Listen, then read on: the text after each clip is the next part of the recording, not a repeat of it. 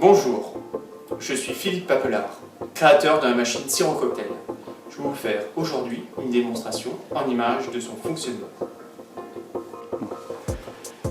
Nous voilà maintenant devant la Sirop Cocktail. La première étape sera de connecter l'alimentation au secteur. Donc c'est une ligne 12 volts qui va alimenter directement la machine à cocktail. Une fois que c'est connecté, nous pouvons allumer. Voilà. Donc elle s'active. Donc là, nous arrivons devant les 6 menus. Aujourd'hui, nous allons utiliser le menu recherche pour effectuer son cocktail. Donc nous cliquons sur recherche. Nous allons faire, comme nous avons de l'alcool, un cocktail avec alcool, bien sûr avec modération. Nous allons choisir la manzana, donc la liqueur de pomme. Donc dans les différents menus, nous cherchons liqueur de pomme. Voilà. Ensuite, on a du jus de pomme. Ça va peut-être diluer un peu. Voilà. Qu'est-ce qu'il nous propose d'autre? Nous pouvons mettre du curaçao. Je vois qu'on en a. Voilà. Et à la fin, on n'a plus trop de choix pour le quatrième ingrédient, c'est de la vodka. Donc on va mettre de la vodka. Voilà. Tac. Il nous propose le cocktail Cuchi Cuchi. Très bien. Donc maintenant, il nous propose de connecter aux différentes bouteilles les alimentations de derrière. Donc nous avons la vodka en 1.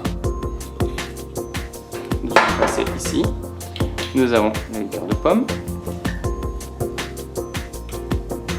On va passer ici. Le jus de pomme. Voilà. Et enfin, le curaçao. Voilà. Donc, une fois que nous avons fait ça, nous allons prendre les tuyaux en silicone qui sont fournis avec. Nous allons les connecter derrière. Donc, c'est relativement simple à connecter. On les connecte comme c'était demandé dans la fiche, avec les différents numéros.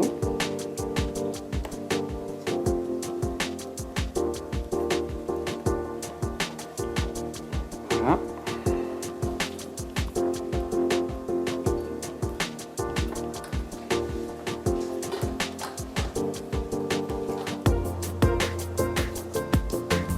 J'aurais dû la raccorder un petit peu avant, ça aurait été un petit peu plus simple.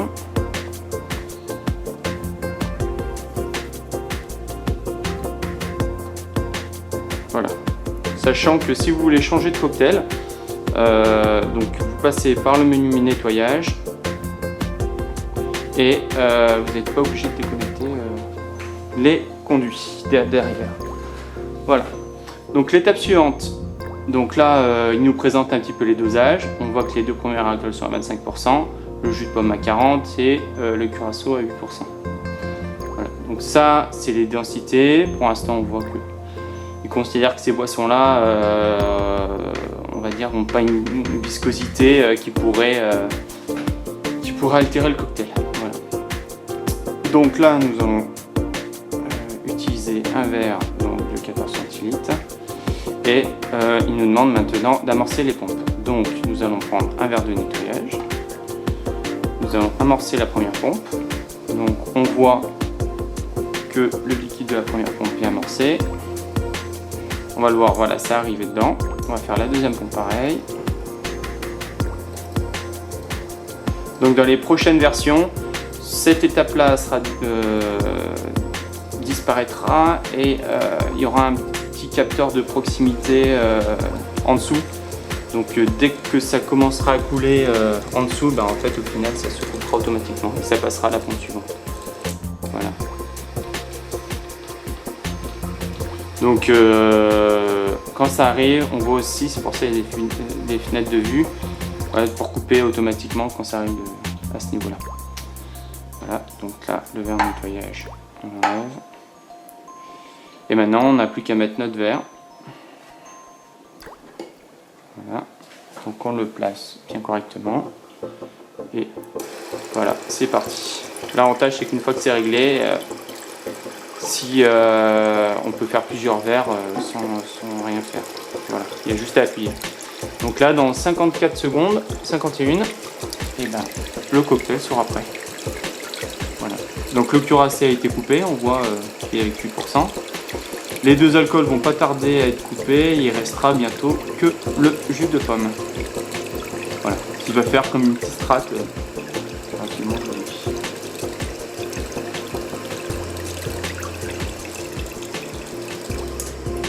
Voilà.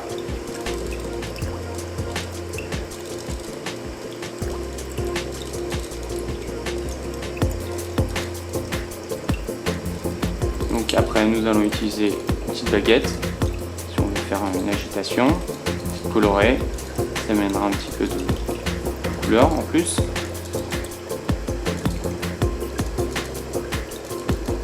Et voilà. Donc là nous avons notre omelette quelques glaçons. Et il est dosé à la goutte près. À l'intérieur, c'est des pompes de laboratoire. Voilà la démonstration.